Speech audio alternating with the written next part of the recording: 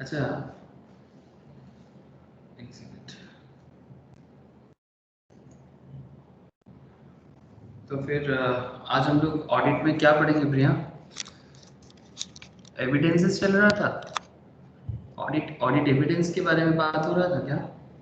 हाँ सर, वो स्टार्ट हुआ था ना। Standard of auditing 500। ओके, इसे 500, ठीक है ठीक है, उसी को चर्चा करेंगे।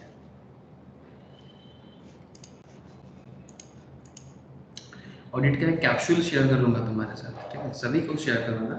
Okay okay. तो उस कैप्सूल में ना पूरा डिटेल्स, मतलब जैसे होता है ना समरी करके पूरा का पूरा ऑडिट एकदम दिया हुआ है। ये तो थोड़े डिटेल्स में अभी नोट्स ले रहे हैं, वो कैप्सूल थोड़ा सा देखने से और थोड़ा हो जाएगा, उसके बाद क्वेश्चन आंसर करेंगे, ठीक है? हाँ सर।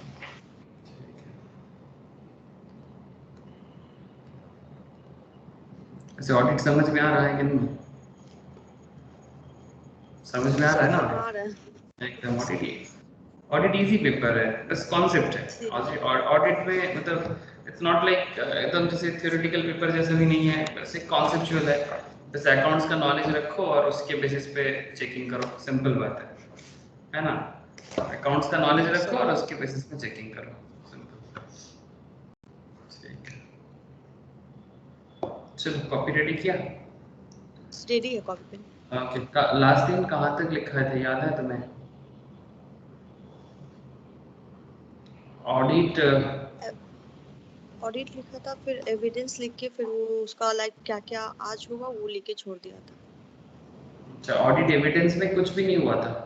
नहीं सर, स्टार्ट करने वाले थे लिख के। ठीक ठीक है, ओके चलो। तो फिर अच्छा, मैंने स्क्रीन शेयर नहीं किया? नहीं सर, रिकॉर्डिंग स्टार्ट है। ओके, ठीक है, देखो अभी स्क्रीन शेयर है। हाँ सर। ऑडिट एविडेंस, ठीक है। ऑडिट एविडेंस में इसलिए बात कर रहे हैं बिकॉज लास्ट में हम लोग डॉक्यूमेंटेशन कंप्लीट कर लिया था, आई थिंक, है ना? जिसमें हम लोग पैफ कैफ, हाँ, ये सब चीज़ें, मतलब पैफ क्या होता है, परमानेंट ऑडिट फाइल, कैफ क्या होता है, current audit file.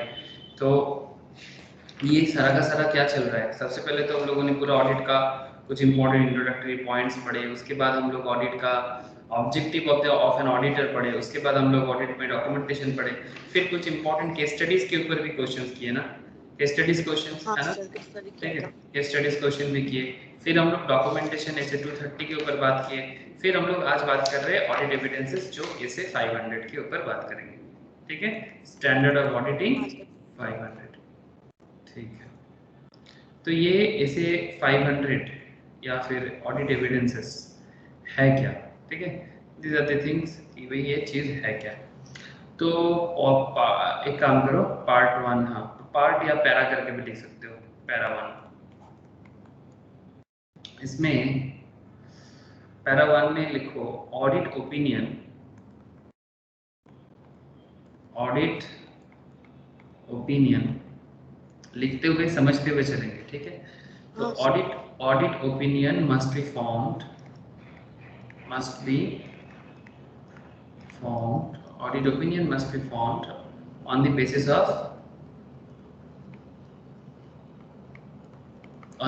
of evidences sufficient, हाँ, on the basis of sufficient, सिर्फ एविडेंस नहीं, sufficient, appropriate, sufficient भी होना चाहिए, appropriate भी होना चाहिए, appropriate evidences। क्या evidences? Audit evidences।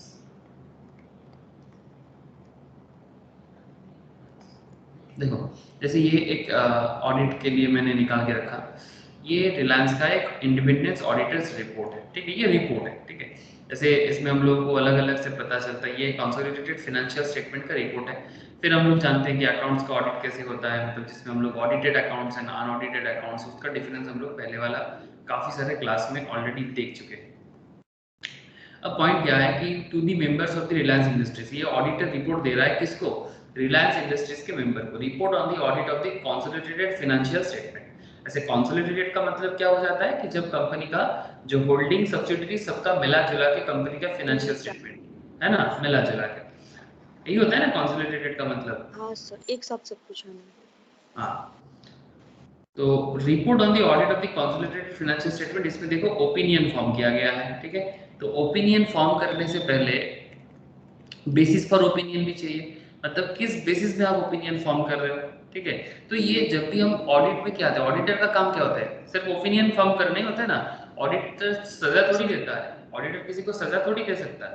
नहीं सर। अगर कोई गलती करे तो ऑडिटर सजा नहीं देता, ऑडिटर सिर्फ अपना ओपिनियन रखता है। अब गवर्नमेंट है सजा देने के लिए, इंस्टीट्यूट ऑफ चार्टर्ड अकाउंटेंट्स है, ठीक है, जैसे कि फाइनेंशियल ऑडिट में इंस्टीट्यूट ऑफ चार्टर्ड अकाउंटेंट्स है, कॉस्ट ऑडिट में institute of cost and management accounting है, और सेक्रेटरी ऑडिट है ICSI है।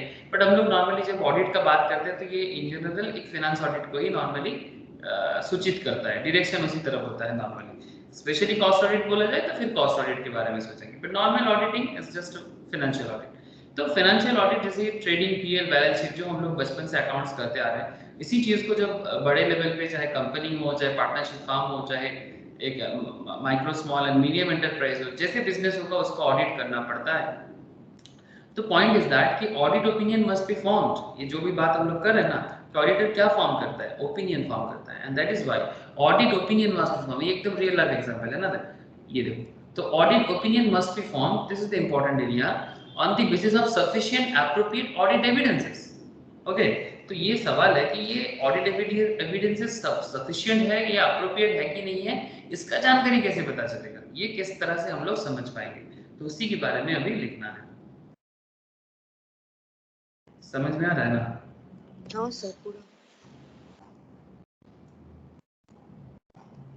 तो पैरा 2 में लिखना,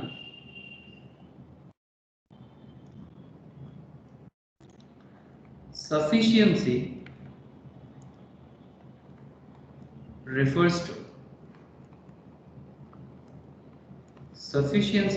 to quantum and appropriateness refers to appropriateness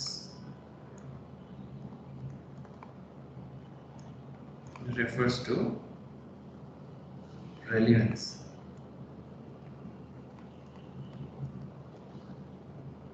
and reliability. Relevance and reliability. Okay, so sufficiency refers to the quantum and appropriateness refers to the relevance and reliability. ये दोनों word एक साथ बात होगा। ओके, रेलिवेंस एंड रिलायबिलिटी मतलब कितना relevant बातें कर रहे हैं एंड कितना विश्वास वाला बात है ना, कितना विश्वास वाला बात मैनेजमेंट हमें बता रहा है। तो ऑडिटर जब भी किसी भी कंपनी का ऑडिट, जब फाइनेंशियल ऑडिट जब चेक करने जाते हैं, जैसे कि अगर हम लोग एक सिंपल किसी भी कंपनी का, जैसे रिलायंस का बात कर रहे हैं, तो फिर रिलायंस अकाउंट्स डिटेल्स चाहिए ना, रिलायंस अकाउंट्स रिपोर्ट देखते हैं कुछ मिलता है कि नहीं है। Financial reporting, annual report, half yearly, 10 years, online annual report. चलिए एक सेकेंड देख सकते हैं यहाँ पर कुछ। यस, क्वार्टर एंडेड, ये देखिए दिख रहा है ना, ईयर एंडेड। हाँ दिख रहा है। ये देखिए, जब भी आपको ईयर एंडेड दिखता है तब आपको ऑडिटेड दिखेगा, बीच बीच में आपका अनऑडिटेड भी दिखेगा, ठीक है। तो ये देखिए unaudited consolidated financial statement year ended 30 सितंबर 2018 और 30 सितंबर तक का पूरा अनऑडिटेड है, लेकिन उससे पहले का जो डेटा आपको दिख रहा है वो आपका ऑडिटेड दिख रहा है। तो ऑडिट नॉर्मली क्या होता है कि ईयर एंड में ही नॉर्मली ऑडिट रिपोर्ट पता चलता है, और बीच बीच में सब इंटरनल ऑडिट का काम हो जाता है, बीच बीच में इंटरनल ऑडिट से ही काम हो जाता है। तो इंटरनल ऑडिट भी आज के डेट में ना एक बहुत बड़ा काम है। इंटरनल ऑडिट में भी समझ में आ जाता है ना कि मतलब नॉर्मली वो क्या होता है, इंटरनल ऑडिट इज नॉट मतलब स्टैट्यूटरी ऑडिट, मतलब मैंडेटरी ऑडिट में वो है नहीं, बट कोई भी कंपनी अपने रिपोर्ट को मार्केट में स्प्रेड करने से पहले जरूर उसको 2-3 बार चेक करके ही स्प्रेड करेगा, क्या लगता है, बिकॉज इतना सारा लोगों का ऑब्वियसली ना। तो जो कंपनी में मैनेजमेंट में जो अकाउंटेंट बैठे हुए हैं वो तो अपना अकाउंट्स बना देता है, लेकिन उसके बाद वो एक टीम ऑफ चार्टर्ड फार्म को हमेशा रेडी रखता है। मैं आपको सिंपल बता रहा हूँ, मतलब team of chartered firm, even cost accountant भी इंटरनल ऑडिट के लिए काफी जाना जाता है सर। तो जो टीम ऑफ चार्टर्ड अकाउंटेंट है, जो टीम ऑफ कॉस्ट अकाउंटेंट है, जिनको अकाउंट्स का नॉलेज है। और एक चीज बता दो, ये मैंने ऑडिट में लिखा था, इंटरनल ऑडिट कोई भी कर सकता है, एनीवन, बस जिसको अकाउंट्स का समझ हो वो कर सकता है। But as per the government of India, statutory audit सिर्फ financial audit only chartered accountant, qualified person, practising chartered accountant, not the job वाले या फिर कोई और प्रोफेशन में रहने वाले, not like that. It's only जो चार्टर्ड फार्म के साथ है वही लोग चार्टर्ड मतलब ऑडिट कर सकता है। तो ये कॉन्सेप्ट नॉर्मली माना जाता है। अब इसके लिए देखो, ऑडिट जब हो रहा है तब तो ठीक है, लेकिन जब ऑडिट नहीं हो रहा तो नॉर्मल डेटा जो है यहाँ पर दिख रहा है, कंपनी का income, revenue from operation, expenses, उसके नीचे आपको प्रॉफिट फॉर द पीरियड, ठीक है, सारा का सारा जो भी फाइनेंस में आपको जरूरी होता है, ठीक है। तो कंपनी का पीएल, कंपनी का income statement, balance sheet, everything you will get here. तो ये जो कॉन्सेप्ट है, तो इसको जो भी बनाते हैं ना, बनाने के बाद कंपनी इसको क्या करती है, ये देखिए, ये बैलेंस शीट हो गया, तो इसमें एसेट आ गया, ये इसमें देखिए लिखा होगा, ये देखिए, जब एसेट 31 मार्च 2018 दिख रहा है आपको, तो ये ऑडिटेड दिख रहा है, और जब एसेट 31 दिसंबर 2018 दिख रहा है तो वो अनऑडिटेड दिख रहा है, ठीक है। तो इस तरह से आप किसी भी कंपनी का अकाउंट्स का, ये पीएल हो गया, वो हो गया आपका स्टैंडर्ड फाइनेंशियल रिजल्ट्स, अच्छा ये रिजल्ट्स है, फिर पीएल भी होगा, ये देखिए यहाँ पर ना आपको क्रेडिटेड कंपनीज का डिटेल्स भी दिखेगा, देख रहे हो प्रिया? हाँ सर दिख रहा है। क्रिसिल ट्रिपल ए दिख रहे हैं।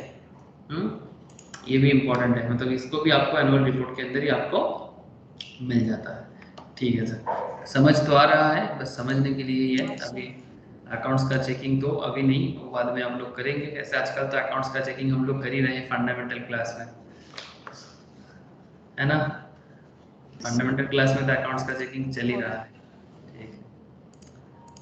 ओके, तो फिर I think relevant sufficiency refers to the quantum, मतलब कितना ज़्यादा अमाउंट ऑफ डेटा आपने एक्चुअली उठाया, मतलब चाहे वो एक एक डेटा, मतलब जब एक ऑडिटर ऑडिट करने जा रहे हैं तो फिर वो क्या चेक करता है कि कंपनी का जो भी दिख रहा है, से फॉर एग्जांपल कि कंपनी का सेल का डिटेल्स, परचेज का डिटेल्स, बोरोइंग का डिटेल्स, एसेट का डिटेल्स, ठीक है, लॉन्ग टर्म लायबिलिटी कितना है, शॉर्ट टर्म लायबिलिटी कितना है, ठीक है। तो आप कितना डिटेल्स पे जाके काम कर रहे हो, that is quantum. Quantum means quantity of data जिसका चेकिंग आप कर रहे हो, दैट इज व्हाई ना सफिशिएंसी का मतलब समझ में आ रहा है ना, ये क्या आप सफिशिएंट लेवल में कंपनी का डिटेल्स चेक कर पा रहे हो? अगर आप सफिशिएंट लेवल में कर रहे हो तो फिर ऑब्वियसली आपके पास ज्यादा एविडेंसेस होगा, ठीक जिस तरह से एक ऑडिटर करते हैं ना, एक इन्वेस्टर को भी उसी एंगल से कर लेना चाहिए, बिकॉज एक ऑडिटर कंपनी की डिटेल्स समझते हैं ना, तो वो भी डिटेल्स में जाके चेक करता है, बिकॉज उसको ओपिनियन फॉर्म करना होता है। तो एक इन्वेस्टर को भी तो सेम टू सेम करना होता है, मतलब एक थोड़ा सा मैं दूसरा पॉइंट ऑफ व्यू पे बात कर रहा हूँ। I know this is audit class, but also आप लोगों में से मैक्सिमम इन्वेस्टमेंट के साथ भी हो, तो इसलिए मैं बता रहा हूँ कि सिर्फ ऑडिट में तो जो जा रहे हैं वो तो अपना काम करेगा ही, लेकिन आपको नहीं लगता कि एक इन्वेस्टर को भी ऑडिटर की तरह ही चेक करना चाहिए? हेलो, करना ही चाहिए। एग्जैक्टली ना सर, एकदम वैसा ही करना चाहिए कि जैसे एक ऑडिटर करते हैं, ठीक है। ऑब्वियसली ऑडिटर का काम ओपिनियन फॉर्म करना होता है, लेकिन इन्वेस्टर भी तो ओपिनियन फॉर्म करते हैं, लेकिन सिर्फ ओपिनियन ही फॉर्म नहीं करता, उल्टा उसमें पैसा भी लगाते हैं, इन्वेस्ट भी करते हैं। इन्वेस्ट भी करते हैं। तो मतलब एक सिमिलर कैटेगरी ऑफ नॉलेज के साथ ही एक इन्वेस्टर को भी कंपनी का डिटेल्स को एकदम डिटेल्स, जिसको हम लोग बोलते हैं ना, मतलब एकदम डिटेल्स छानबीन कर लेना जरूरी है। इसीलिए sufficiency refers to the quantum and appropriateness refers to the relevance and reliability। and इसीलिए ऑडिट रिपोर्ट को क्यों इतना मान्यता मिलता है, समझ में आ रहा है? मतलब ये ऐसा नहीं कि ऑडिट का रिपोर्ट, ऑडिटर का रिपोर्ट जरूरी नहीं कि वो जो बोल रहा है सही बोल रहा है, ऐसा कभी नहीं दावा करता ऑडिटर, ठीक है। मतलब ये ना तो इंस्टीट्यूट ऑफ चार्टर्ड अकाउंटेंट्स के पास ये मतलब ये कहा जाता है कि भाई इंस्टीट्यूट ऑफ चार्टर्ड अकाउंटेंट्स अगर किसी चीज पे कुछ बोल दिया तो उसी को पत्थर की लकीर माना जाएगा, नहीं, ऐसा कहीं पर भी लॉ में बोला नहीं है सर। ये सभी पार्लियामेंट एक्ट है, ठीक है, तो कहीं पर भी ऐसा बोला नहीं कि ऑडिटर जो बोलेगा वो पत्थर की लकीर है, लेकिन ये एज पर प्रैक्टिस है। और ऑडिटर एक ऑब्वियसली एक रेस्पेक्टेड पोजीशंस में रहते हैं, ठीक है, उनका लॉयर का दर्जा मिलता है। जैसे एक लॉयर जो कोर्ट में लीगल केसेस लड़ते हैं, वो जिस तरह से किसी पर्टिकुलर केस में अगर वो किसी पॉइंट में अगर उसको जीत हासिल हो जाता है, तो हम लोग उस पर्टिकुलर जज को या उस पर्टिकुलर लॉयर को कुछ खास ही मानते हैं ना सर, मतलब समथिंग, कुछ तो स्पेशलिटी है उनपे, ठीक है। तो किसी पर्टिकुलर केस को अगर वो एक अंजाम देता है तो एग्जैक्टली ऑडिटर को भी सिमिलर कॉन्सेप्ट में ना एक उसी लेवल में माना जाता है कि हाँ भाई ऑडिटर ने बताया तो कुछ तो जरूर सही बोला होगा। अगर ऑडिटर करप्टेड है तो फिर वो तो फिर अगर कोई अपना डिग्री का, अपने रिस्पेक्ट का, अगर अपने पद का मिसयूज करता है, दैट्स अ डिफरेंट इशू, उसमें तो अलग बात हो जाएगा। लेकिन इसीलिए लोग इतना भरोसा करते हैं ऑडिट रिपोर्ट पे। अच्छा, तो आई थिंक ये, हाँ बोलो। लाइक से प्रैक्टिस होता है ना बहुत। हाँ ये एक प्रैक्टिस है, ये एक प्रैक्टिस है, क्योंकि समझ में आ गया लोग, हाँ ऑडिटर बोल रहा तो फिर यही होगा। पैरा 3, पैरा 3 में what are the factors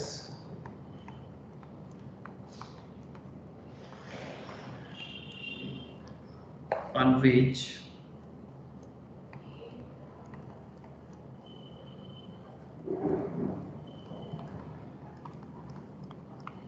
sufficiency depends? What are the factors? क्या फैक्टर्स है जिसमें सफिशिएंसी डिपेंड करता है? What are the factors?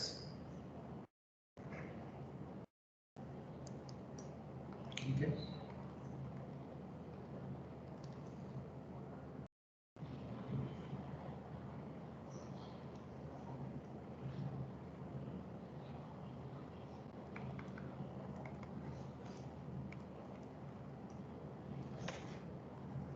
लिखना,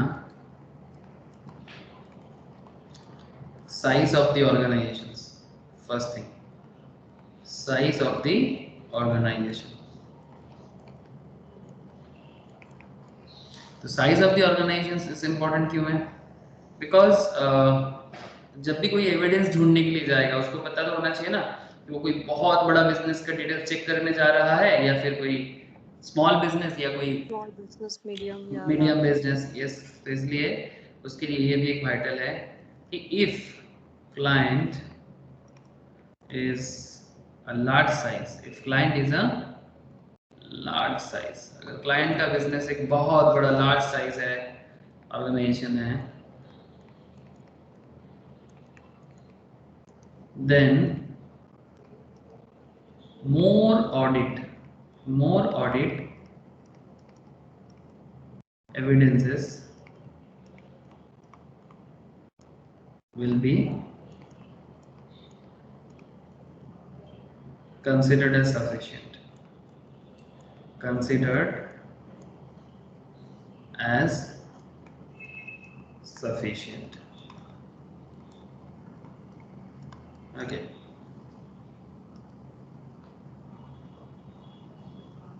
but if small size organization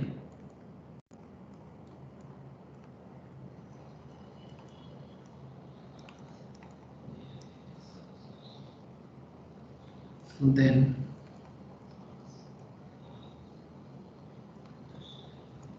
less audit evidences considered as sufficient.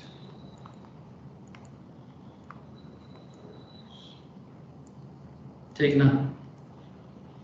अगर ऑर्गेनाइजेशन बड़ा होगा,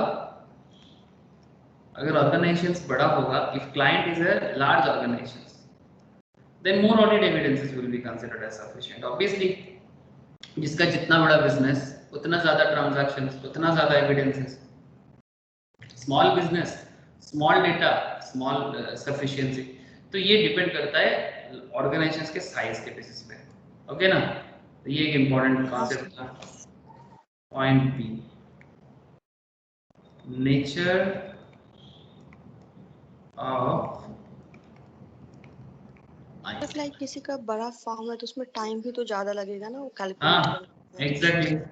एग्जैक्टली अगर बड़ा बिजनेस है, जैसे कि सिंपल बात करो ना, अगर रिलायंस का ही डेटा चेक करने जा रहे हैं, रिलायंस तो बहुत बड़ा है, ऊपर से अगर इसका अगर कंसोलिडेटेड किया जाए कंसोलिडेट किया जाए तो इसके अंदर जितना सब्सिडियरी बिजनेसेस है उसका भी डेटा चाहिए हमें, हाँ सर सबका। है ना। इसका सब्सिडियरी भी बहुत सारा है। तो इस तरह का बिजनेस में तो कभी कभी ऐसे भी होता है कि एक ऑडिटर से होता ही नहीं है, इसलिए कंपनी जानबूझ के 2-3 ऑडिटर रिक्रूट करते हैं। हम लोगों ने देखा भी अरे जी। है ना, हम लोगों ने देखा हाँ भी सर। दो ऑडिटर मिलके कर रहा है। जैसे मोस्ट प्रोबेबली यहाँ पर भी दिख सकता है, दिख जाए तो मैं आपको फिर से शो करता हूँ। हम लोगों ने लास्ट क्लास में भी देखा था, जो ऑडिट रिपोर्ट है। चाहो तो ये सब चीज थोड़ा सा देख सकते हो, मुझे बोलना, मैं शेयर करूंगा कि सर क्या होता है। ठीक है, ये देखो, हाँ sir. For DTS and associates LLP chartered accountants ICI firm registration number this, ठीक है, TP ओटवाल ओसवाल मोस्ट प्रोबेबली, ठीक है। SRBCN कंपनी लिमिटेड लाइबिलिटी है चार्टर्ड अकाउंटेंट्स, ये भी देखिए दोनों ही मुंबई का है लेकिन दो अलग अलग फार्म है, ठीक है। दो ऑडिट फार्म ने इनका ऑडिट रिपोर्ट जमा किया था। तो इस तरह से रिसेंट डेट में भी हम लोगों ने देखा डेलॉयट ने किया है और भी दो फार्म ने किया है, ठीक है। तो ये डिपेंड करता है कि कभी कभी ऐसे इतना बड़ा होने से ना तो कंपनी अकेले से नहीं हो पाता है, तब वो अलग एक दो ऑडिटर मिलके करते हैं, दो अलग और दो ऑडिट फार्म मिलके करते हैं। तो ये एज पर दी सिचुएशन। तो नेचर ऑफ आइटम दूसरा पॉइंट, ठीक है। एक तो साइज ऑफ द ऑर्गेनाइजेशन, दूसरा पॉइंट आ जाएगा नेचर ऑफ द आइटम, कि आप जिस आइटम को चेक करने के लिए जा रहे हो वो कैसा आइटम है। इफ कॉम्प्लेक्स, मतलब अगर बिजनेस का आइटम कॉम्प्लेक्स है, मतलब it's not easy to understand for all, ठीक है, then more audit evidences. If complex then more audit evidence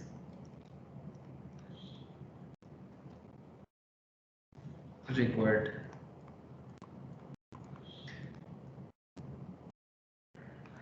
But if simple,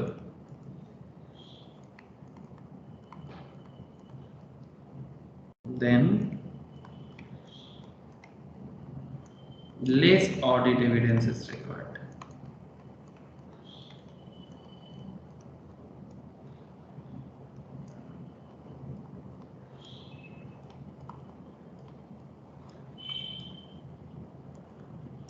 ठीक है, अगर आइटम्स कॉम्प्लेक्स है तो ज्यादा एविडेंसेस चाहिए, अगर आइटम सिंपल है, ठीक है, तो फिर ज्यादा ऑडिट एविडेंस का जरूरत नहीं है। मतलब वो डिपेंड करता है बिजनेस का नेचर कैसा है, आप जिस पर्टिकुलर चीज का बिजनेस करते हो उसका नेचर कैसा है, ठीक है। अगर कोई मतलब माइनिंग में है, अगर कोई सॉफ्टवेयर्स में है, अगर उसके बीच में, ठीक है, सॉफ्टवेयर इज नॉट वेरी और डजंट मैटर कि हमेशा कॉम्प्लेक्स होगा, डिपेंड करता है कि कितना हाथ घूम के वो बिजनेस का ट्रांसफरिंग होता है, ठीक है। अगर एक सिंगल मतलब जस्ट बाइंग सेलिंग एक एक हाथ से दूसरे हाथ में जा रहा है तो इट्स ओके, लेकिन अगर सिंपल वही चीज अगर एक्सपोर्ट इंपोर्ट का खेल हो जाए, तो आप किसी बाहर कंट्री से मंगवाते हो, फिर वो डॉक में आता है, फिर वहां से आपको डॉकयार्ड से हटा के फिर आपको मार्केट में होलसेलर के पास पहुंचाना होता है, फिर वही काम आप रिटेलर के पास पहुंचाते हो। अगर स्टेजेस ज्यादा होगा तो आइटम कॉम्प्लेक्स हो जाएगा। अगर स्टेज यही चीज अगर सिंपल हो जाएगा, अगर जरूरी नहीं कि सिंपल आइटम में बिजनेस बड़ा नहीं हो सकता, बड़ा हो सकता है, वो डिपेंड करता है। किसी किसी का छोटा बिजनेस भी कॉम्प्लेक्स हो सकता है, किसी का बड़ा बिजनेस भी सिंपल हो सकता है, इट्स डिपेंड। लेकिन जब हम लोग ऑडिट करेंगे, जब एविडेंस जुगाड़ करेंगे ओपिनियन फॉर्म करने के लिए, तब हमें देख लेना पड़ेगा कि भाई कॉम्प्लेक्स आइटम है तो भाई ज्यादा ऑडिट एविडेंस चाहिए, सिंपल आइटम है तो फिर लेस ऑडिट एविडेंस चाहिए। चाहिए। सिंपल बात। Next,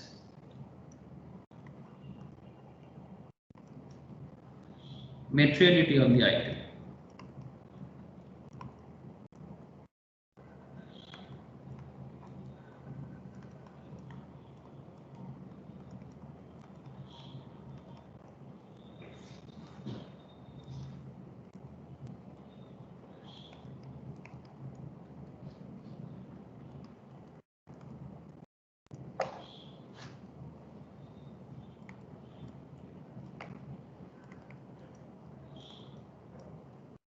If an item is material, then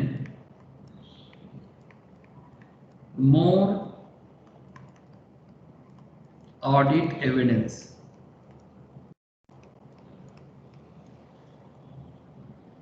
required,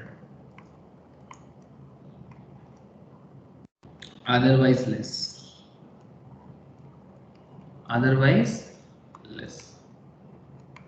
मतलब क्या हो गया कि अगर जिस चीज का हम लोग बिजनेस कर रहे हैं, अगर वही आइटम अगर मतलब जिस चीज का ऑडिट करने जा रहे हैं, मटेरियल का मतलब क्या है, मटेरियल का सिंपल मतलब क्या है बोला था, वैल्यूएबल, वैल्यूएबल सिंपल। मटेरियल का सिंपल मतलब होता है वैल्यूएबल, कि अगर जिस पर्टिकुलर ऑडिट का और कंपनी का या क्लाइंट का ऑडिट कर रहे हैं, अगर उसमें बहुत सारा का सारा जो भी डिस्कशंस हो रहा है, मतलब जो भी अकाउंट्स में शो हो रहा है, if all this items are valuable item, ठीक है, तो वैल्यूएबल आइटम का क्या करना है, ऑडिट ज्यादा करना चाहिए। जो थोड़ा लेस वैल्यूएबल है उसका ऑडिट कम करने से भी होगा ना, बिकॉज वो उतना इम्पैक्ट नहीं करेगा obviously.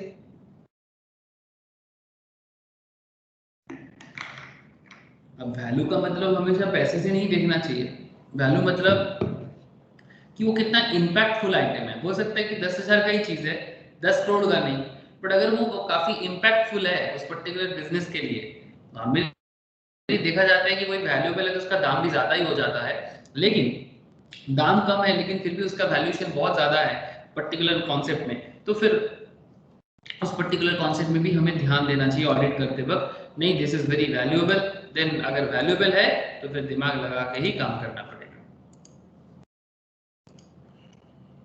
So if an item is material, then more audit evidence is required, otherwise less audit evidence is required. Next,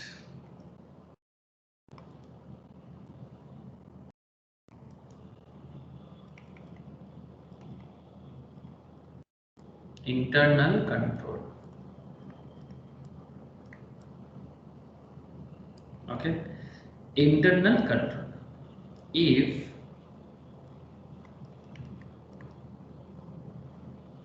strong, क्या strong मतलब internal control, if strong, okay, then less audit evidences,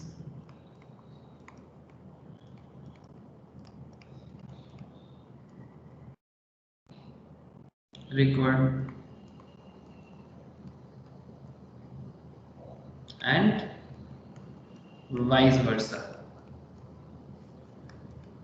and vice versa. If strong, then less audit evidence is required and vice versa. Internal control क्या होता है, जैसे कोई भी organisations पे अगर हर डिपार्टमेंट के लिए कंपनी किसी ना किसी को मेंटेन करता है, से फॉर एग्जांपल अगर कंपनी परचेस कर रहा है तो परचेस के लिए अलग डिपार्टमेंट है, परचेस डिपार्टमेंट, कंपनी सेल करता है तो सेल्स के लिए अलग डिपार्टमेंट है, सेल्स डिपार्टमेंट, प्रोडक्शन करता है उसके लिए अलग डिपार्टमेंट में भी, प्रोडक्शन में भी 2-3 अलग अलग लोग बिठा के रखे हैं, गेट कीपिंग कॉन्सेप्ट में अलग है, स्टोर कीपर के कॉन्सेप्ट में अलग है। अगर हर डिपार्टमेंट में अलग अलग लोग हैं, इसका मतलब ऑब्वियसली कि कंट्रोलिंग थोड़ा ज्यादा ही अच्छा है। जैसे बिग बाजार में हम लोगों ने देखा, मतलब आसपास में कोई भी बड़े स्टोर में जाते हैं, not only Big Bazaar, there are lots of companies, अगर आप रिलायंस में जाते हो, ट्रेंड में जाते हो, ठीक है, रिलायंस ट्रेंड में बहुत ज्यादा लोग होता है, मैंने देखा, इवन इन पैंटालून्स आल्सो, ठीक है। तो ये जो कंपनीज है इसमें देखना कि हर डिपार्टमेंट में एक एक करके अलग अलग लोग हैं, ऐसा नहीं कि एक बंदा जेंट्स सेक्टर संभाल रहा है तो वही बंदा आके आपको बताएगा नहीं 1 मिनट वेट कीजिए मैम, मैं आपको लेडीज सेक्शंस में बाद में लेके जाता हूँ, ऐसा नहीं होता। लेडीज सेक्शंस को देखने के लिए अलग लोग हैं, जेंट्स सेक्शंस को देखने के लिए अलग लोग हैं, जेंट्स के अंदर भी अलग अलग डिवाइडेशंस करके रखे हैं, फिर एक कस्टमर केयरिंग में अलग है, एक ऑल्टरेशन सेंटर में अलग है। मतलब आप समझ रहे हो ना कि ऑर्गेनाइजेशन जब बड़े होते हैं तो कंट्रोलिंग सही रखने के लिए भी उसको अलग अलग डिपार्टमेंट मेंटेन करना होता है। तो अगर डिपार्टमेंट मेंटेन अलग से हो रहा है ना, इसका मतलब इंटरनल कंट्रोल स्ट्रांग होने का चांसेस ज्यादा है, और अगर स्ट्रांग है तो फिर ऑडिट एविडेंसेस जुगाड़ करने में आपको ज्यादा मेहनत करना होगा या कम मेहनत करना होगा? कम करना होगा। कम करना होगा, ठीक है।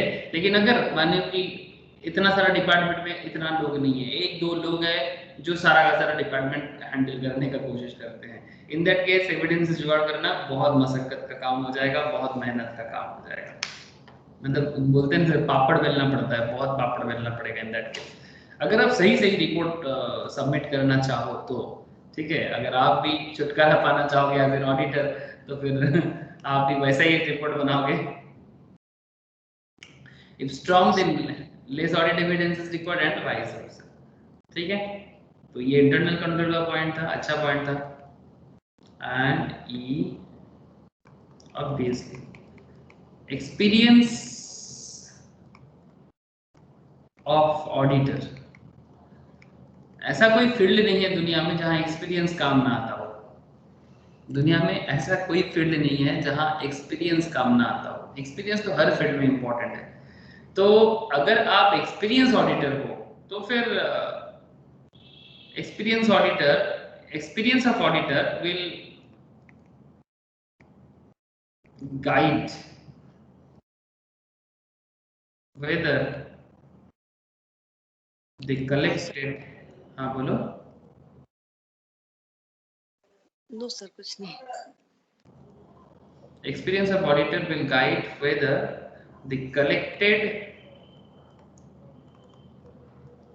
collected evidences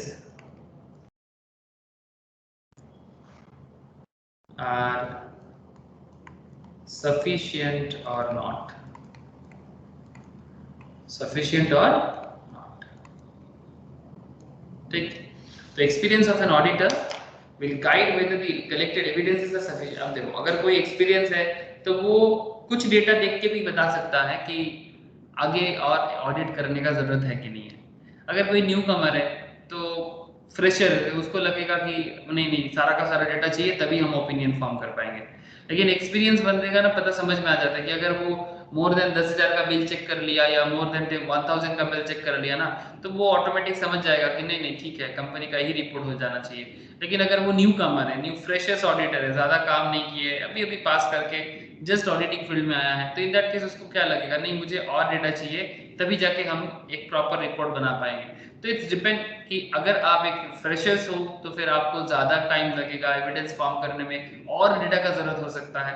तो ये सफिशिएंट है कि नहीं है, ये तो आपका एक्सपीरियंस ही आपको बताएगा कि कितना डिटेल्स आपको सफिशिएंट है और कितना डिटेल्स आपके लिए सफिशिएंट नहीं।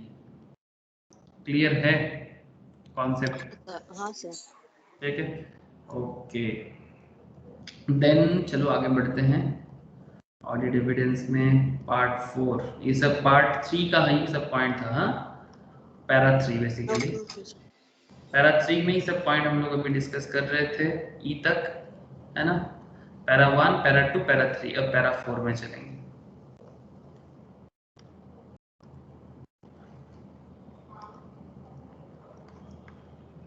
पैरा 4 अब हेडिंग करो types of.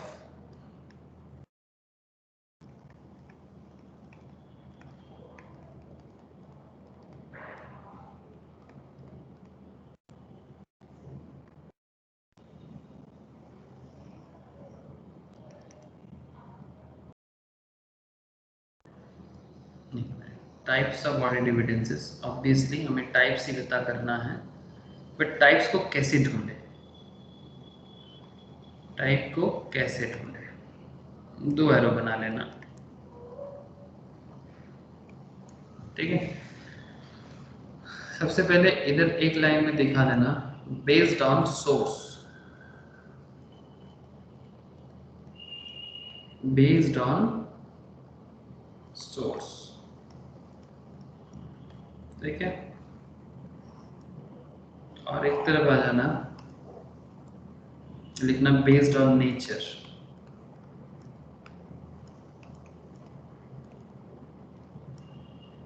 Based on nature, तो based on source and based on nature. तो पहले बेस्ड ऑन सोर्स लिख लेते हैं। बेस्ड ऑन सोर्स पे आपके पास रह जाएगा दो सोर्स, एक होता है internal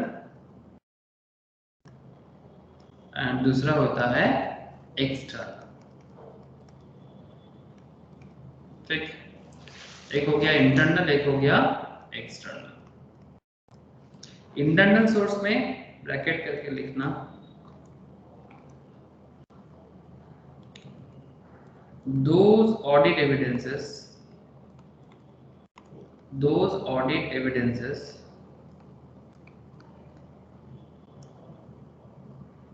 which are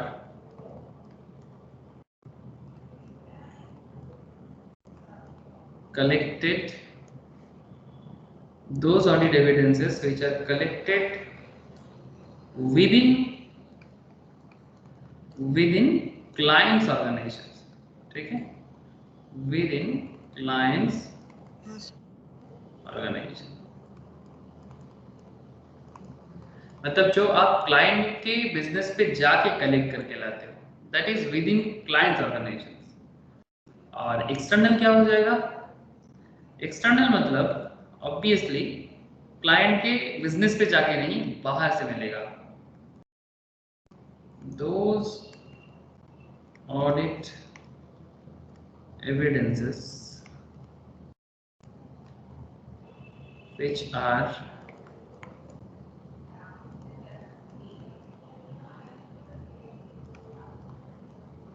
which are collected after, those audit evidences which are collected after, नहीं, इसको लिखना outside, sorry, which are collected outside clients organizations।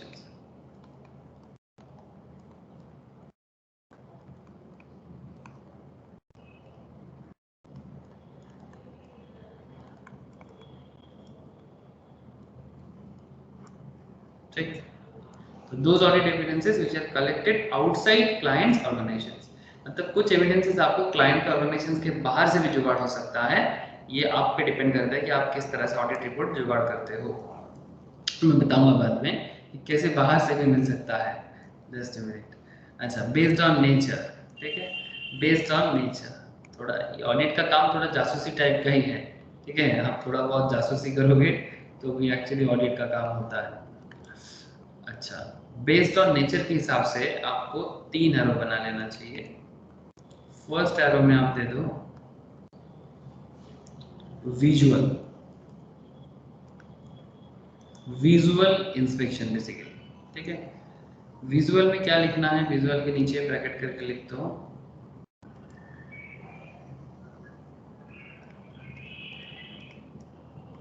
those audit evidences which are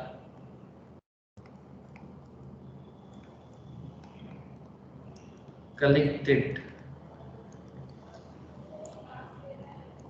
after observation, which are collected after observation, ठीक। Okay, next लिखिएगा, visual हो गया, visual के बाद लिखिएगा documentary, documentary,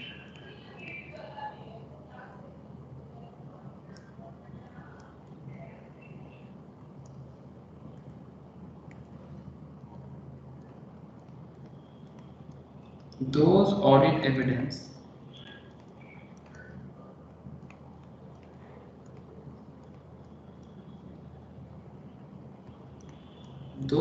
evidence as which are those audit evidences, सिर्फ लिखना those audit evidences which are collected, which are collected, those audit evidences which are collected documentary पे after inspection, after inspection and includes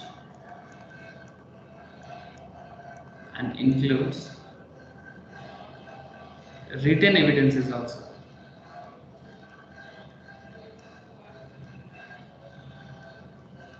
written evidences also, ठीक है। अच्छा, एक रह गया, that is documentary. हाँ, कितना लिखा? इंटरनल लिखा, एक्सटर्नल लिखा, विजुअल लिखा, डॉक्यूमेंट्री लिखा, एक अभी भी बचा हुआ है, ठीक है। हाँ सर। तो बचा हुआ जो है वो इस पेज में मैं लिख रहा हूँ, आप वहीं पर जगह बना के लिख लो।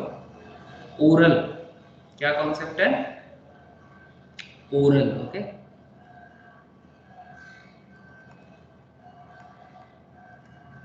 ओरल, ओरल क्या होता है? verbal audit evidences, okay? Verbal audit evidence given orally, given orally, verbal audit evidences given orally। अब चलो थोड़ा समझ लेते हैं कि क्या हम लोग इतना देर से समझने की कोशिश कर रहे हैं। टाइप्स ऑफ ऑडिट एविडेंसेस जो है, इसमें आपको ऑडिट एविडेंस जब आपको जुगाड़ होगा ना, ठीक है, जैसे यहाँ पर हम लोग बार बार देख रहे हैं कि रिलायंस का रिपोर्ट जो है, ये जो चार्टर्ड फर्म, ठीक है, ये जो दोनों चार्टर्ड फर्म जो रिपोर्ट बनाया है, ठीक है, ये देखिए report on the legal and regulatory statutory. Mainly मैं जो बताने की कोशिश कर रहा हूँ दैट इज कंपनी जो ओपिनियन फॉर्म कर रहा है तो उसका जो बेसिस है, ठीक है, बेसिस के ऊपर डिपेंड करके जब वो ओपिनियन तो फॉर्म कर ही लेगा, लेकिन इंपॉर्टेंट क्या है कि ओपिनियन फॉर्म करना तो है, लेकिन इससे इंपॉर्टेंट क्या है कि एविडेंसेस जो है वो कलेक्ट कहाँ से होगा, ठीक है, जिसको हम लोग टाइप्स ऑफ एविडेंसेस बोलते हैं। ओपिनियन फॉर्म करने के लिए हमें क्या चाहिए? एविडेंसेस चाहिए, और एविडेंसेस फॉर्म करने के लिए हमें क्या चाहिए? टाइप्स चाहिए। तो कहाँ कहाँ से मिलेगा? फर्स्ट, जब आप देख रहे हो कि बेस्ड ऑन सोर्स, और एक होता है बेस्ड ऑन नेचर। जब आप बेस्ड ऑन सोर्स देख रहे हो तो उसमें क्या देख पा रहे हो? Internal and external, okay. तो जब आप इंटरनल देखते हो तो उसमें क्या देखते हो? Those audit evidences which are collected with clients organization, मतलब आप रिलायंस के बिजनेस पे गए, उसके बिजनेस के अंदर से आपको जो डेटा मिला। एंड एक्सटर्नल सोर्सेस क्या हो सकता है? Which are collected outside client organizations, मतलब क्लाइंट के साथ जो लोग मेनली बिजनेस करते हैं, अगर आप उनके साथ भी थोड़ा बहुत कनेक्ट करने का कोशिश करते हो तो आपको वो डेटा भी पता चल जाएगा। जैसे वो किसको सेल करता है, वो किस उसका बायर, प्रोडक्ट का बायर कौन है, ठीक है, री वेरिफिकेशन आप इस तरह से चेक कर सकते हो। ये मतलब ज़रूरी है तो फिर अगर आपको बहुत ज़्यादा कुछ करप्शंस दिखे, कुछ घोटाला दिखे, in that case external sources का यूज़ बहुत ज़्यादा होता है, but it's very rare external cases का यूज़। बेस्ड ऑन नेचर में अगर देखा जाए तो उसमें तीन है, एक विजुअल सिंपल, ये बेस्ड ऑन नेचर जो है ये बहुत ज़्यादा यूज़ होता है, और ये इंटरनल वाला यूज़ बहुत ज़्यादा होता है। Those audit evidences which are collected after observations, मतलब आप आंखों देखी, जो देखा आप उसके हिसाब से रिपोर्ट बनाया। डॉक्यूमेंट्री में क्या है? Those audit evidences which are collected after inspection and include written evidences also, मतलब जो भी आपने देखा उसको आपने क्या कर दिया? डॉक्यूमेंट बनाया, एक रिटन एविडेंसेस बनाया, और रिटन एविडेंसेस बना के आप अपना ओपिनियन बनाने के लिए बाद में काम पे लगाओ, ठीक है, सिंपल। पहले आप एविडेंस जुगाड़ कर रहे हो कि भाई देख लेते हैं, जैसे वो होता है ना डिटेक्टिव मूवी में, डिटेक्टिव मूवीज वगैरह अगर आप देखे हो, मैं तो सजेस्ट करता हूँ डिटेक्टिव, नॉर्मली हिंदी में अच्छा डिटेक्टिव मूवीज नहीं है, डिटेक्टिव मूवीज तो है बंगाली में। अगर आपको बंगाली समझ में आता है आप लोगों को तो जरूर मैं बताऊंगा कि बंगाली में देख सकते हो। आप एक कैरेक्टर है, फेमस कैरेक्टर, नाम जरूर सुने होंगे, ब्योमकेश बख्शी, नाम सुने हो? हेलो, बोलो। हाँ सर, सुना है। हाँ, तो ब्योमकेश बख्शी का कोई भी मूवी देख सकते हो, अगर बंगाली तो समझ आता ही है, तो उसमें बंगाली मूवीज देखोगे ना, एक बहुत पुराना मूवी है, उत्तम कुमार के टाइम का, बहुत फेमस बंगाली एक्टर हुआ करते थे। एक्चुअली मैं इसलिए बोल रहा हूँ, सत्यजीत रॉय का बहुत फेमस मूवी है। उसमें ना वो किस तरह से ना ये एविडेंसेस जुगाड़ करता था, ये अगर देखोगे ना तो सीरियसली तुम्हें मतलब लत लग जाएगा डिटेक्टिव मूवी का, गारंटी दे सकता हूँ। तो सीरियसली कभी देखे हो डिटेक्टिव मूवी? पसंद करते हो देखना? हाँ सर, देखा है, बहुत ज्यादा ही, बचपन से सीआईडी देखा। सीआईडी देखा, वेरी गुड सर। सीआईडी भी देख सकते हो, ये इस तरह का मूवी भी देख सकते हो। रिसेंटली एक बहुत अच्छा हिंदी मूवी भी हुआ है अमिताभ बच्चन का, बहुत अच्छा मूवी हुआ है, नाम नाम है बदला, बदला, गजब मूवी है। हाँ सर, वो देखा। फिर एक सुशांत सिंह राजपूत का भी था ना सर, जो हाँ बहुत सुशांत, फेमस हाँ हुआ। सुशांत का भी, हाँ सुशांत का वो ब्योमकेश बख्शी था, ठीक है, ब्योमकेश बख्शी किया था उसने। लेकिन ये अमिताभ बच्चन का बदला देखना, गजब मूवी है। उसमें भी ना एविडेंसेस कैसे जुगाड़ होता है उसके ऊपर, एक मतलब, और उसके ऊपर डिपेंड करके वो एक्चुअली क्राइम सीन वहीं पर चालू होता है। चलो सर, क्राइम सीन तो यहाँ पर वैसा वाला क्राइम नहीं है, फाइनेंशियल लेवल में अगर कोई फ्रॉड है तो वो ढूंढना पड़ता है, बट डॉक्यूमेंट्री में सिंपल, मैं बस कनेक्ट कराने के लिए those audit evidences which are collected after inspection and includes written evidences also, मतलब आप कलेक्ट करते हो उसको रिटन करके रखते हो। एंड लास्ट में आता है ओरल। ओरल में क्या होता है ना, जब हम लोग ऑडिट करने जाते थे, मतलब जब मैं फार्म में था सब प्रैक्टिसिंग में, तो ऑन दैट टाइम मैं देखता था कि इस तरह से ये जो आपका मतलब जब भी हम किसी क्लाइंट से, जैसे एक गवर्नमेंट ऑडिट में गया था, इसमें आपका क्या ऑडिट था, वो इलेक्ट्रिसिटी का, मोस्ट प्रॉब्ली इलेक्ट्रिसिटी डिपार्टमेंट का एक ऑडिट था। तो इलेक्ट्रिसिटी डिपार्टमेंट के ऑडिट में तो वो वहाँ पर वो लोग ना मतलब बहुत, जैसे गवर्नमेंट कंपनीज में होता है, बहुत ज़्यादा करप्शन था। तो कैसे नहीं कैसे करके ना वो लोग हम लोगों को सर मतलब बेसिकली वो ये करना चाहता था, मतलब रिपोर्ट सही बुलाने के लिए, मतलब बोल रहा था कि भाई आप सही रिपोर्ट दो, उसके लिए जो होगा होगा, ठीक है, क्योंकि रिपोर्ट अगर गलत हो जाएगा ना तो हम लोगों का जॉब चला जाता है, सस्पेंड कर दिया जाता है, ठीक है। तो तब तो काफ़ी छोटे थे, आज से 4-5 साल 6 साल पुराना बात कर रहा हूँ। वैसे एज में मतलब वो लोग ऑफिसर रैंक में है सर, कोई डिविजनल मैनेजर है, कोई RM है, पैर पे पकड़ ले रहा था कि बचा लो करके। अरे बाप रे, क्या कर रहे हो आप लोग। मेरे साथ मेरे जो भी सीनियर्स थे और जो भी मेरे साथ जो कोलीग्स थे, उनका कहना था कि अरे पैर पड़ रहे पढ़ने दो मजा लो। अब ऐसे थोड़ी होता है मजा लो। हाँ, तो मैं बोलता आप लोग गलती करते क्यों, ये सिस्टम बन चुका है। तो जो भी, तो फिर बाद में जब रिपोर्ट फॉर्म करने जा रहा था तो मैं उसको बोल रहा था कि एक काम करो आप लिख के दे दीजिए, तो वो लिखने के लिए रेडी नहीं है। तो जब वो लिखता नहीं है ना, तब उसको क्या करना होता है, वो ओरली बोलेगा और आप रिटन कर लोगे। इसलिए बोल रहे हैं ओरल डॉक्यूमेंटेशन भी इंपॉर्टेंट होता है।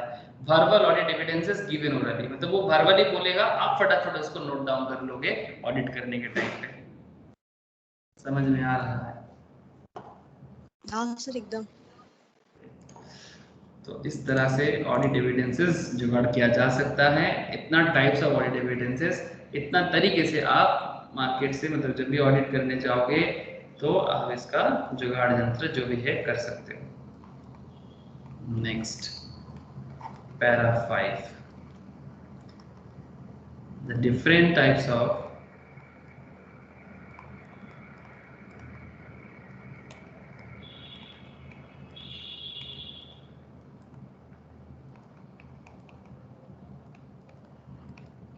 audit evidences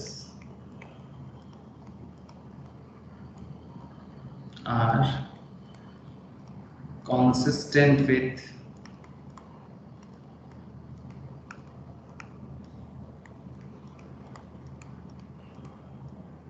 each other, then Reliance मतलब रिलायंस कंपनी नहीं, भरोसा का बात कर रहे हैं सर। रिलायंस मतलब भरोसा। The Reliance will inverse, sorry Reliance will increase, Reliance will increase मतलब आपको अपने काम के प्रति भी जो विश्वास है वो भी आपको एक विश्वास आ जाएगा कि क्लाइंट के बिजनेस के पीछे आपका जो भरोसा है वो कैसा है। तो different types of audit evidence, मतलब अगर आप अलग अलग तरीके से ऑडिट एविडेंसेस जुगाड़ करोगे ना, अगर वो कंसिस्टेंट होता है एक दूसरे के साथ, देन रिलायंस विल इंक्रीज, मतलब आपको ऑडिट के ऊपर इंक्रीज रिलायंस भरोसा बढ़ेगा। Otherwise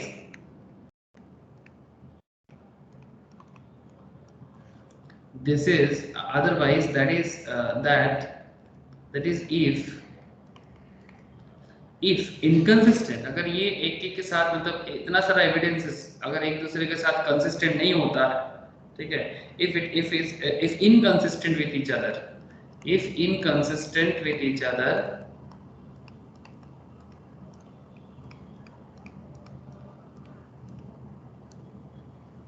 if inconsistent with each other, then auditor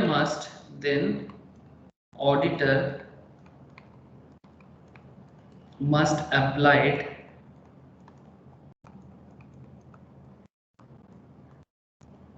further audit procedure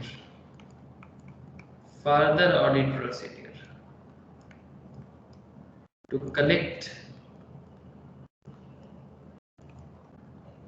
further audit evidences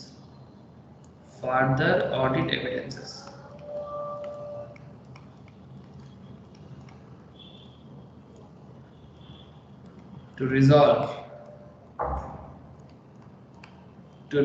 the inconsistency,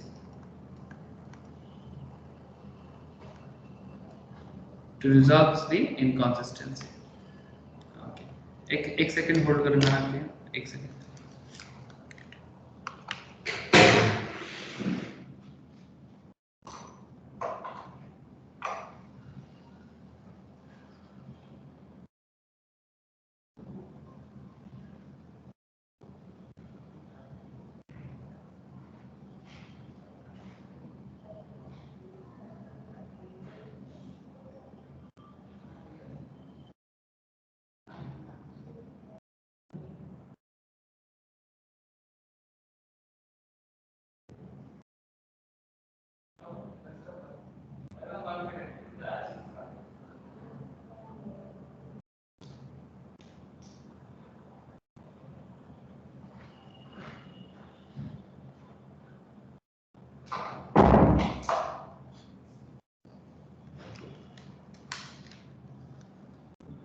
hello, O hello, class में हो क्या?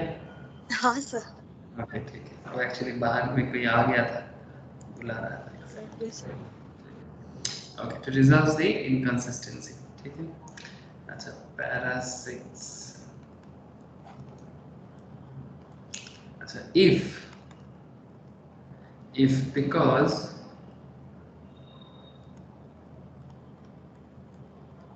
of limitation,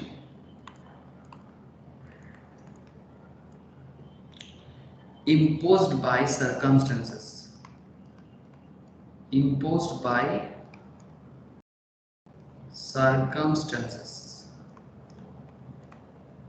circumstances, auditor is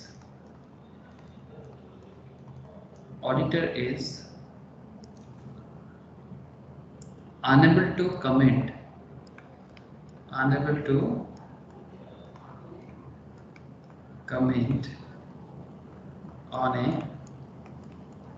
particular matter,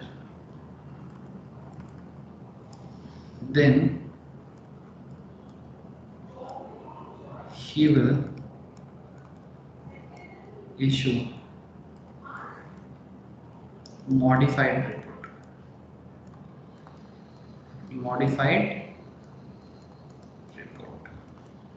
फिर समझे, because of limitation imposed by the circumstances, मतलब ऐसा कोई बात है जिस पर ऑडिटर आवाज तो उठाना चाहता है, बट सर्कमस्टेंसेस ऑडिटर को आवाज उठाने में रोक रहा है। आवाज तो वो चिल्ला के थोड़ी ना बोलेगा राजनीति की तरह, वो अपना बात रखेगा और बोलेगा कि इसको चेंज कर दो, इसको ठीक नहीं है, ऐसा करना नहीं चाहिए, आपको ऐसा दिखाना नहीं चाहिए था, व्हाटएवर जो भी वो मैनेजमेंट को बताएगा। लेकिन मैनेजमेंट अगर उसके ऊपर कुछ प्रेशराइज सिचुएशंस क्रिएट करना चाहता है, in that case auditor is enable to comment on a particular matter and then he will, in that case then he will issue एक बहुत बड़ा पावर ऑडिटर के पास है, अगर वो चाहे तो वो रिपोर्ट को ही मॉडिफाई कर देगा, ठीक है। अगर वो जो बोलना चाह रहा था वो मॉडिफाइड रिपोर्ट अगर बता देगा, रिपोर्ट मॉडिफाइड, इससे ही समझ में आ जाएगा कि एक्चुअल में कुछ तो गड़बड़ था। तो ये जगह भी ऑडिटर के पास है। और यहाँ पर ये वाला केस भी समझ में आ गया, पैरा 5 वाला, the different types of audit evidences are consistent with each other, then reliance will increase, तो business के प्रति जो reliance है वो बढ़ जाता है, आस्था बढ़ जाता है। Otherwise that is if inconsistent with each other, then auditor must apply further audit procedure to collect further audit evidences to resolve the inconsistency. And para 7, para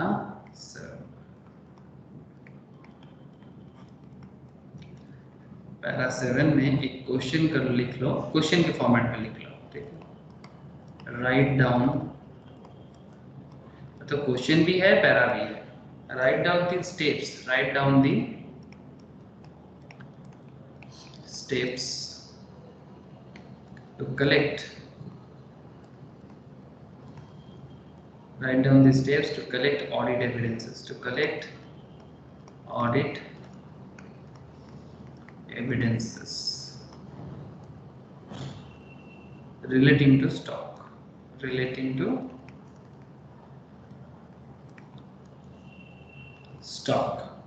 तो जब स्टॉक ऑडिट होता है ना, जैसे कि मेडिकल कंपनीज में होता है, कोई भी जहां पर भी प्रोडक्ट या गुड्स होता है ना, वहाँ स्टॉक ऑडिट होता है। ये भी बहुत इंपॉर्टेंट है। जैसे अगर कोल माइन में कोल का स्टॉक चेक होता है, गोल्ड माइन में गोल्ड का स्टॉक चेक होता है। मैंने एक बार एक स्टॉक ऑडिट में प्रैक्टिसिंग के टाइम पे 2-3, एक याद आ रहा है, पतंजलि का याद आ रहा है मुझे, पतंजलि का स्टॉक ऑडिट किया था, बड़ा गजब था। पतंजलि में प्रॉब्लम ये था, ये वेस्ट बंगाल का पतंजलि का सबसे बड़ा डिस्ट्रीब्यूटर था, उसका स्टॉक ऑडिट के लिए गए थे। तो उसमें सबसे बड़ा मुश्किल क्या हुआ था, जब हम लोग उसको ये कर रहे थे ना, क्या बोलते हैं, मतलब डिटेल्स को जब एक्सेल में एंट्री कर रहे थे, तो उसमें बहुत मुश्किल में पड़ रहे थे कि वो पतंजलि का जो प्रोनाउंसिएशन है ना प्रोडक्ट का, मतलब वो जो जिस तरह से वो उसको बोला जाता है, सब संस्कृत नाम था, ठीक है।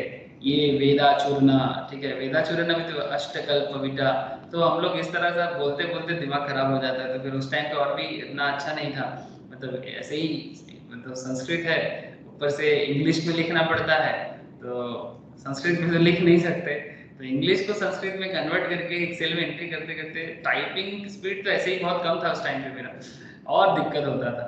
ठीक है, और सबसे मुश्किल होता था फिर भी तो मैं प्रोनाउंस कर लेता था, ऐसा कोई कोई है कि प्रोनाउंस नहीं कर पाता था, फिर मैं बोलता था छोड़ो यार ये क्या ऑडिट के लिए आ गए ऐसे करके, मतलब लेकिन करना तो पड़ेगा, क्लाइंट था।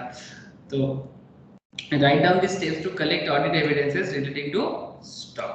तो जिस फार्म में थे, फार्म का जो हमारा जो मतलब सर थे, वो बहुत गुस्सा हो जाता था, तुम लोगों से कुछ भी नहीं होता है, ऐसा करके चिल्लाता सर था पतंजलि का सारा जब ये नाम ही बहुत डिफिकल्ट है। इसीलिए तो फिर वो सर को ही अश्वगंधा ये वो। अश्वगंधा चूर्ण, अश्वगंधा का स्पेलिंग ढूंढ ढूंढ के लिखो, गूगल भी नहीं बता पाएगा प्रॉपरली। हाँ सर। उस टाइम पे गूगल का इतना यूज भी नहीं होता था, सबके पास इतना डेटा भी नहीं मिलता था हमेशा, तो अनलिमिटेड डेटा वाला कॉन्सेप्ट तो होता नहीं था, बस किसी के पास 1 GB हो जाए तो inspection. Auditor will inspect, auditor will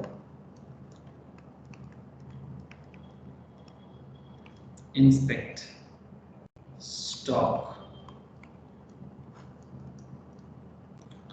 stock inward मतलब जो अंदर आ रहा है बिजनेस में, आउटवर्ड स्टॉक क्या है, ठीक है, वो आप लोग कॉस्ट में पढ़ते हो ना, बिन बिन कार्ड, स्टोर लेजर, ये सब कॉस्ट में पढ़े हो, ठीक है, तो वो ही सब इनवर्ड आउटवर्ड ये सब वही स्टॉक लेजर देख के, स्टोर लेजर देख के, बिन कार्ड देख के एक्चुअली समझ में आता है।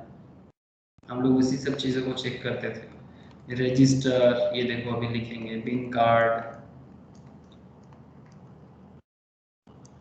कॉस्ट ऑडिट में ये सब डिटेल्स बहुत ज़्यादा पकड़ा जाता है। Bin card, store laser,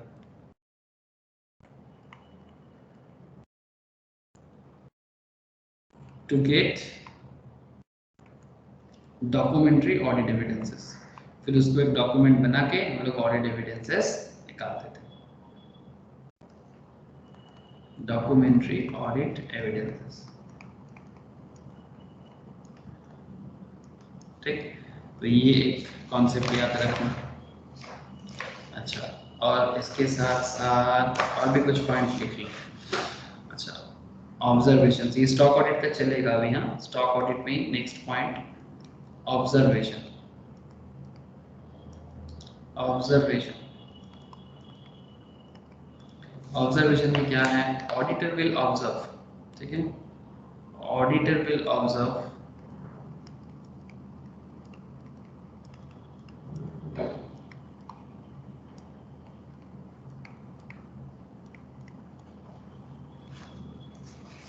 auditor will observe the manner, observe the manner of stock taking. Auditor will observe the manner of stock taking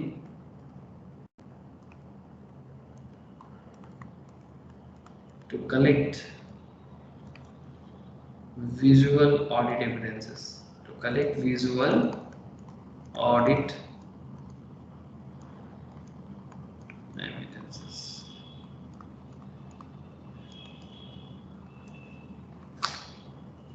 Next, see.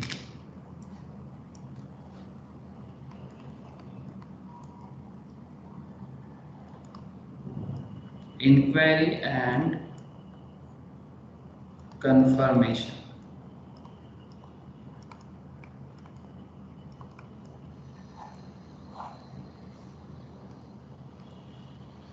Inquiry and confirmation में क्या हो जाता है कि ऑडिटर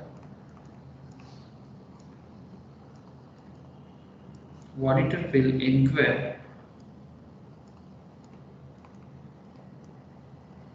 his queries, मतलब जो भी queries रहेगा from management, from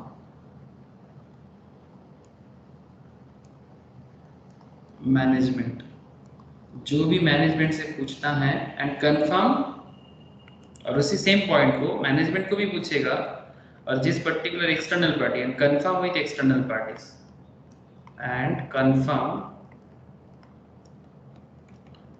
with external parties, external parties, and point number D में आ जाएगा तुम्हारा कंप्यूटेशन। कंप्यूटेशन कंप्यूटेशन में क्या हो जाएगा? कंप्यूटेशन में क्या हो जाएगा? To check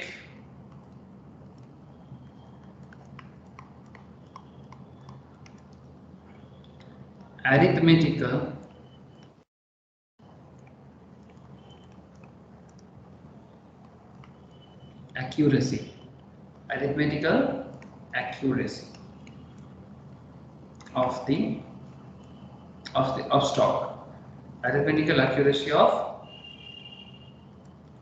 stock. Yes. And point E, analytical review.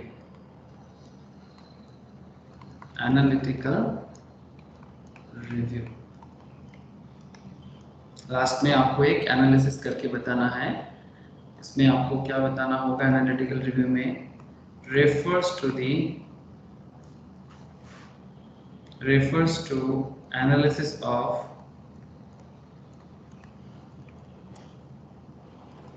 key financial ratios। Fundamental analysis में हम लोग रेशियो जब करेंगे और समझ में आ जाएगा, ऐसे मैम भी पढ़ाएंगे अकाउंट्स में। refers to analysis of key financial ratios to check the solvency position,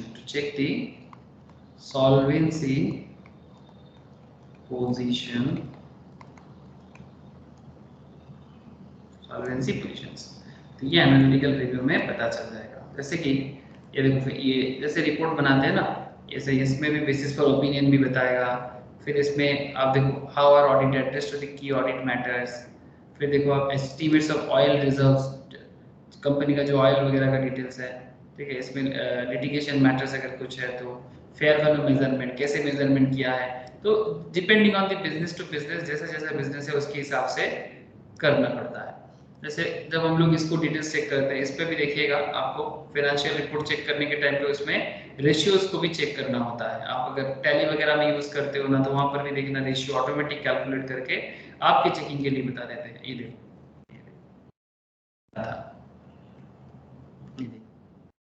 formula for computation of ratios are as follows. देख रहे हैं, ये डेब्ट सर्विस कवरेज रेशियोज है। हाँ सर। हाँ, ये इंटरेस्ट सर्विस कवरेज रेशियो है, मतलब कंपनी का टोटल डेब्ट और इक्विटी रेशियो क्या है। ये डेब्ट equity ratio is a famous ratio, ठीक है। तो ये रेशियो चेक करके भी कंपनी का गोइंग कंसर्ननेस हमें समझ में आ जाता है कि कंपनी कितना अच्छा कंसिस्टेंट लेवल में परफॉर्म कर रहा है। ये तो डिटेल्स अकाउंट्स में सीखेंगे, और जो लोग स्टॉक मार्केट में फंडामेंटल एनालिसिस पढ़ते हैं वहां पर भी हम इसका डिटेल्स चेकिंग करेंगे। बाकी मैम भी रेशियो का क्लास अलग से करवाएंगे। पॉइंट इज दैट कि ये ऑडिट में रेशियो चेक करके भी आपको उसका जवाब देना पड़ता है कि yes this is the situation of A company. तो ये एनालिटिकल रिव्यू में एक्चुअली देना पड़ता है, चाहे आप स्टॉक ऑडिट करो, फाइनेंशियल ऑडिट करो, जो भी ऑडिट करो। तो आई थिंक समझ में आया ऑडिट एविडेंसेस? हाँ सर। है ना? Okay sir. नेक्स्ट दिन हम लोग पढ़ेंगे, मैं लिख के रखता हूं, management written representation. Okay, management written representation. ये मैंने थोड़ा सा बात कर रहा था वो इलेक्ट्रिसिटी डिपार्टमेंट का, नेक्स्ट दिन और डिटेल्स में बताऊंगा। मैनेजमेंट रिटेन रिप्रेजेंटेशन क्या है, क्यों है। Okay, next class. इतने बीच में, ठीक है, इसके बीच में जो भी चर्चा हुआ इसको प्लीज एक बार घर में गो थ्रू कर लो, ठीक है। डाउट है तो पूछ लो। डाउट है क्या कुछ? नहीं सर, सारा क्लियर ही है। ओके, अच्छा वो एनालिटिकल रिव्यू जहां लिखे ना उसके नीचे लिख लो ना, for example stock turnover ratio. Okay sir, ठीक है। एनालिटिकल रिव्यू के नीचे for example stock turnover ratio. हाँ ठीक है। हाँ सर। ओके ठीक है, चलो फिर टाटा। Okay sir, bye sir. Okay bye.